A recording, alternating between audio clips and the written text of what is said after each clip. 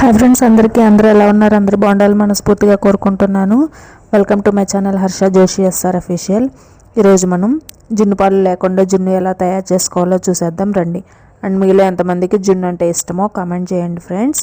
నాకైతే జున్ను అంటే చాలా చాలా ఇష్టము. కానీ జున్ను పాలు మనకి ఎప్పుడు కావాలంటే అప్పుడు దొరకవు కదా. సో మనం ఎగ్స్తో కూడా జున్ను తయారు చేసుకోవచ్చు కదా. సో నేను ఇవాళ ఎగ్స్తో జున్ను ఎలా చేయాలో చూపిస్తున్నాను. చూడండి, ఒక ప్యాకెట్ పాలు తీసుకున్నాను అనమాట. చిక్కడి పాలు 1/2 లీటర్ అనమాట. దానికి సరిపడా బెల్లం వేసేసి మొత్తం మనం మిక్స్ అయ్యేలాగా మిక్స్ చేసేసుకోవాలి. ఈ పాలు బెల్లం బాగా కలిసేలాగా మిక్స్ చేసేసుకోవాలి. పౌడర్ అయితే మనకి బెల్లం పౌడర్ అయితే తొందరగా కరిగిపోతుంది పాలల్లో.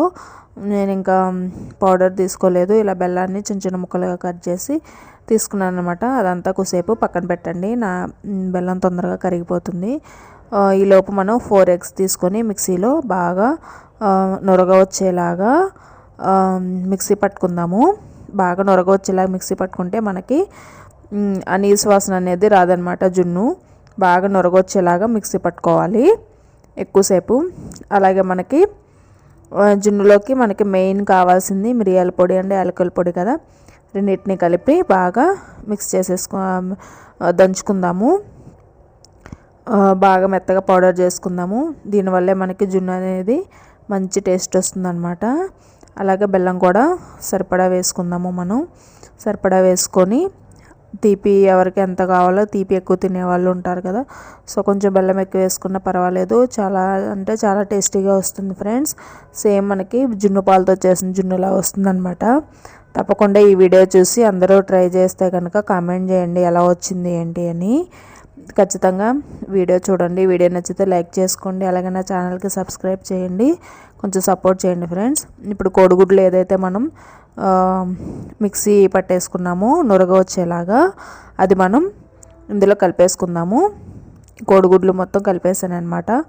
ఇదంతా కూడా బాగా మొత్తం అసలు బెల్లం ముక్కలు లేకుండా మొత్తం అంతా కూడా బాగా మిక్స్ చేసుకోవాలి.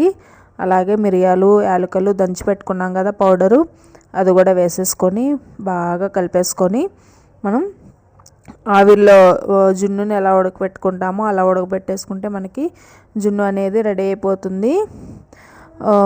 అందరూ తప్పకుండా ట్రై చేయండి. చాలా అంటే చాలా బాగుంది, చాలా టేస్టీగా ఉంది. నాకు జున్ను అంటే చాలా ఇష్టము, అందుకే చేశాను అనమాట. జున్ను పాలు మనకి దొరకట్లేదు కదా ఇప్పుడు. సో ఇంకా మనకి ఏ గిన్నెలో కావాలంటే ఆ గిన్నెలో, ఏ గిన్నెలో మనం జున్ను తయారు చేయాలనుకుంటే ఆ గిన్నెలో పోసేసుకొని ఆవిరిలో మనం ఉడకబెట్టేసుకోవడమే ఫ్రెండ్స్. మనకి చాలా తొందరగా అయిపోతుంది. పాలు, బెల్లం, మిరియాల పొడి, యాలక్కాయల పొడి, ఎగ్స్, అంతే. ఇంకా ఎక్కువ ఏమి అవ్వవు. చాలా ఈజీగా అయిపోయింది ఫ్రెండ్స్. చాలా బాగా వచ్చింది కూడా, టేస్ట్ కూడా. మీరు కూడా తప్పకుండా ట్రై చేయండి. నాకు కామెంట్ చేయండి ట్రై చేసి ఎలా వచ్చింది ఏంటి అని. మనకు ఉడికిందా లేదా అని ఇలా మనం చాక్ పెట్టుకొని చూస్తే మనకు తెలుస్తుందన్నమాట. కొంచెం చల్లారిన తర్వాత మనం సర్వ్ చేసుకుంటే జున్ను అనేది చాలా బాగా వచ్చింది ఫ్రెండ్స్. చాలా టేస్టీగా వచ్చింది. మీరందరూ తప్పకుండా ట్రై చేసి కామెంట్ చేయండి. అండ్ మీకు కనుక ఈ వీడియో నచ్చితే ఖచ్చితంగా లైక్ చేయండి ఫ్రెండ్స్. ప్లీజ్ సపోర్ట్ చేయండి.